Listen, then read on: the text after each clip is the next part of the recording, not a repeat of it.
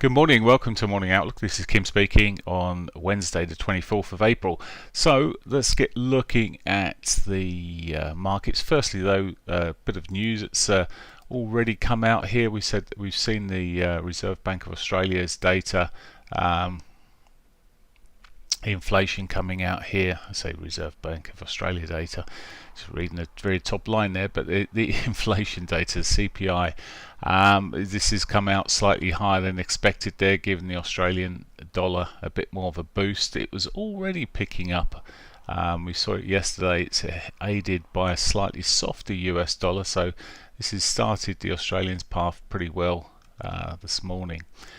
Aside of that, today then, we haven't got a great deal of data there that should affect us. We've got core durable goods later somewhere. Where are they? There we are. Core durable goods later. Now this can be a bit of a mover, and the Canadian retail sales to a lesser extent. I know they've put this on quite strong here, but they're a bit more medium than strong. At the moment, inflation and any inflation-led data is way outweighing this sort of data. So, but it's there and coming out 1:30. So just be aware more than anything else today. But nothing great deal there. Okay, so we've seen quite a bit of action. Let's have a look at what's happening at the moment. The euro dollar then. The euro really got a lift yesterday. I did a bit of redrawing in the morning. I originally had well, I can show you. There we go. Originally had this wedge on there on the euro. It broke out on the European news. European news really much better than it has been. We saw the market's going to a positive in terms of their services. Their services are what drives the markets, and it's the biggest part of their GDP. On that basis, when we're seeing that services figure are going into the growth phase, it's been up until now pretty much contraction. It's moved into growth, and well, that cheered markets up yesterday.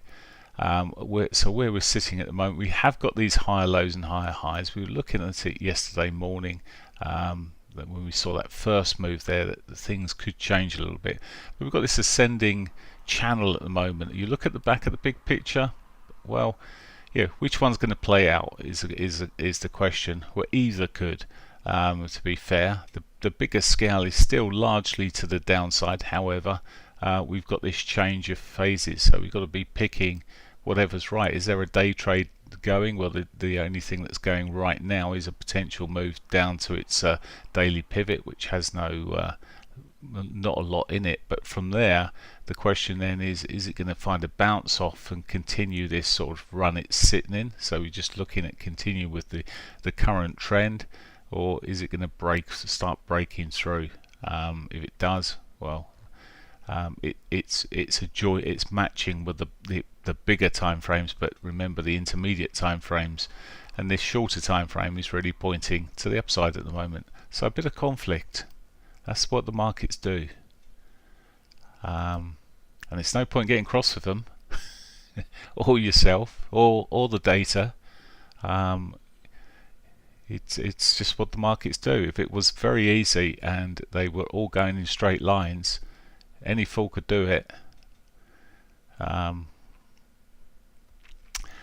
And it would be well, it just wouldn't work in that way. It wouldn't be you wouldn't have buyers and sellers come into the market. You'd only have sellers come into the market, in which cases there would be no market. Right, the pound dollar, largely here on a downward trend. The pound's been battered lately, with some more dovish sort of comments coming through from the central bank. We're back to yesterday. It pulled back. Services still okay, a bit more mixed in terms of some of the numbers, but in the afternoon it helped with the weaker US data, and it's sitting back around my key pivot level here. What is it doing today then? Well, again, probability wise, we've got a reasonable probability this could be running back down to its daily pivot. It has done on the shorter time frames here a bit of divergence, so yeah, we could see a continuation back to that pivot. It has put higher lows in. It is a mixed bag. To be fair, at the moment, it was, as I say, selling off. It last Friday, Monday, coming off. Yesterday was the reversal day. Didn't do fantastically yesterday. The news came out and it did pip up, but then gave it most of it back, and it was back to where it started effectively. Only the weaker US data coming out there has seen it pick up at the moment.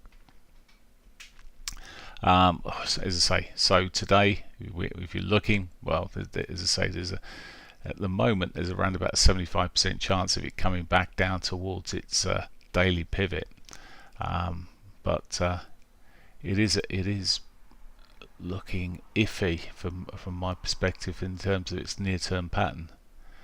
US dollar yen pushing up there, still solid. I say solidly, slowly is probably the word, but right old mess yesterday. Never really. The yen's still not gaining. Where's the other markets are gaining against the US dollar here?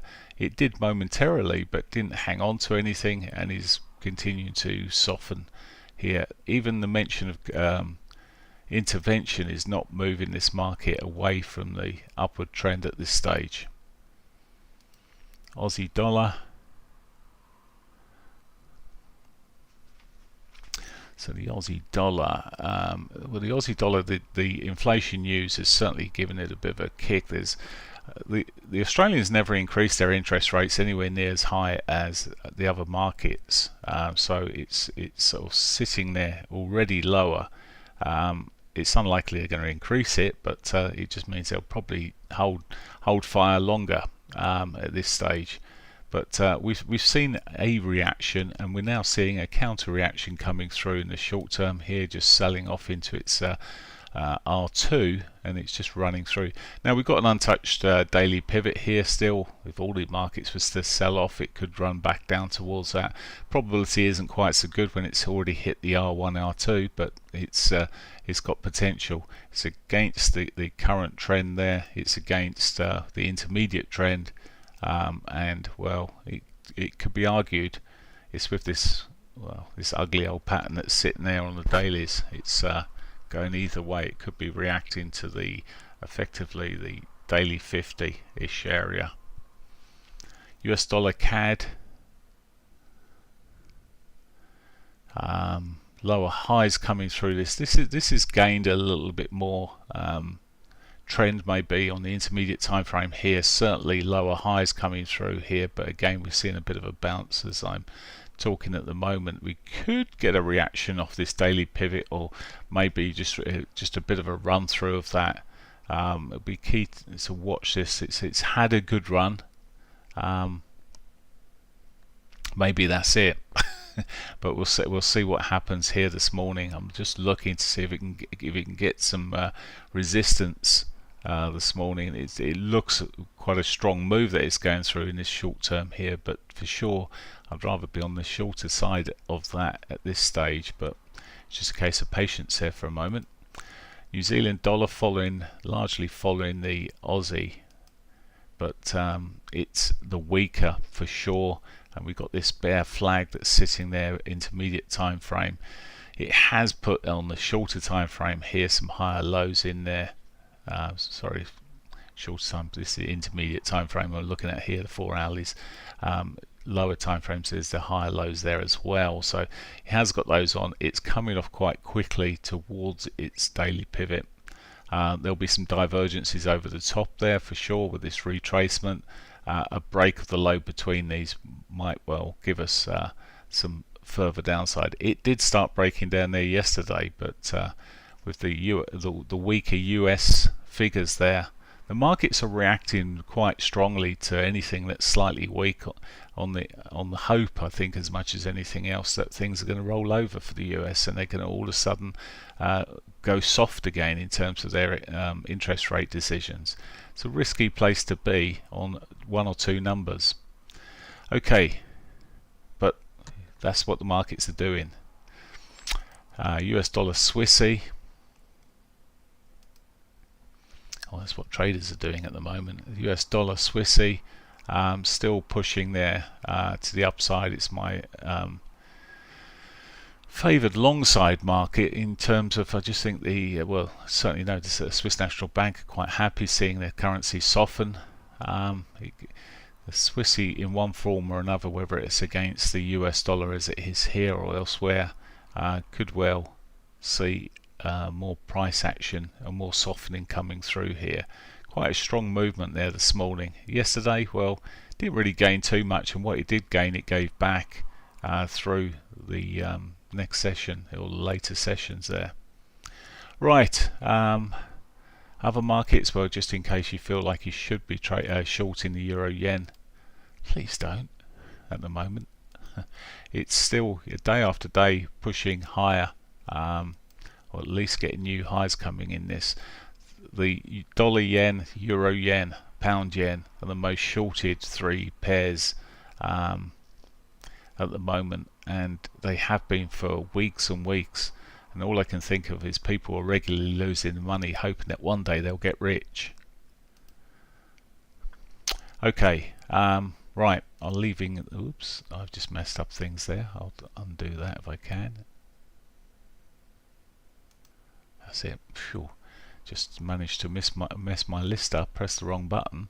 Right, just cross over here, look at what's gold. Gold made a bit of a recovery in the short term, but a little bit questionable where it's sitting here. Gold was really benefiting over the last few weeks, particularly with the focus being on Israel and Iran, in the Middle East in general.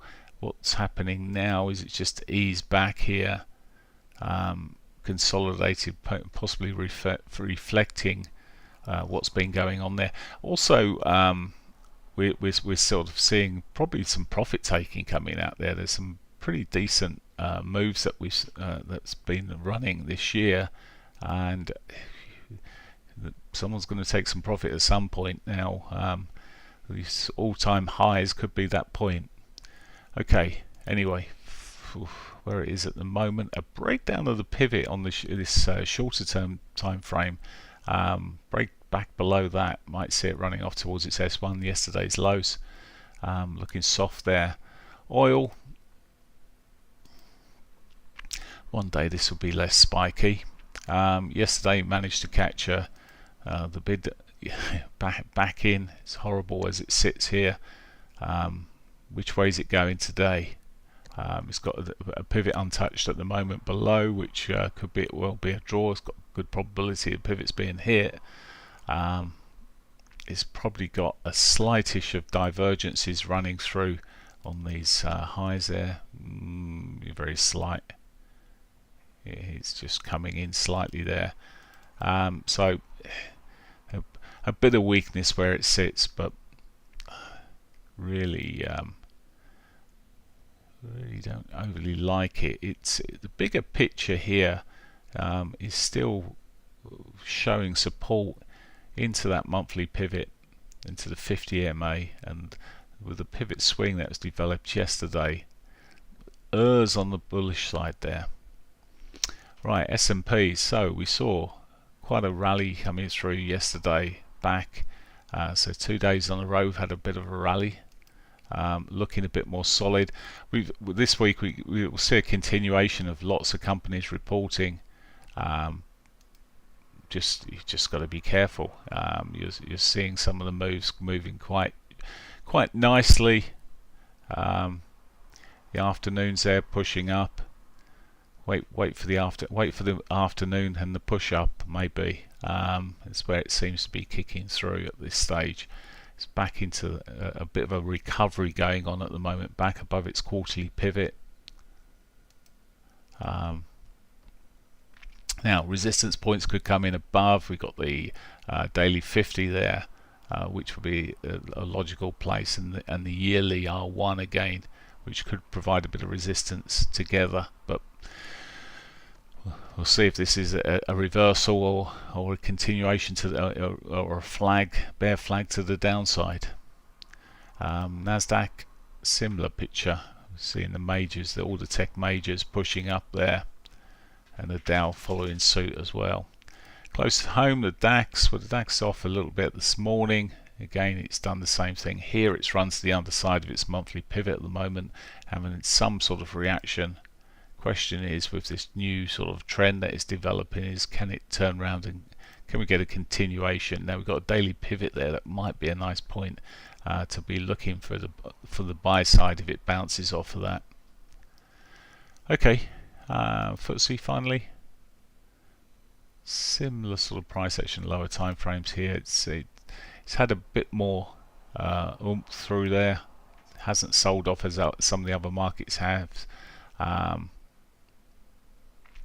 To say, at the moment, just pulling back. It's already hit the daily pivot once here. Maybe, well, it's probably done everything it really can do. It's hit its R1 and its R2. It's a bit choked up. It's at the, if you look at the size of the range here today, it's done pretty much the same size as yesterday already. But some of the US data, etc., might just drive it through.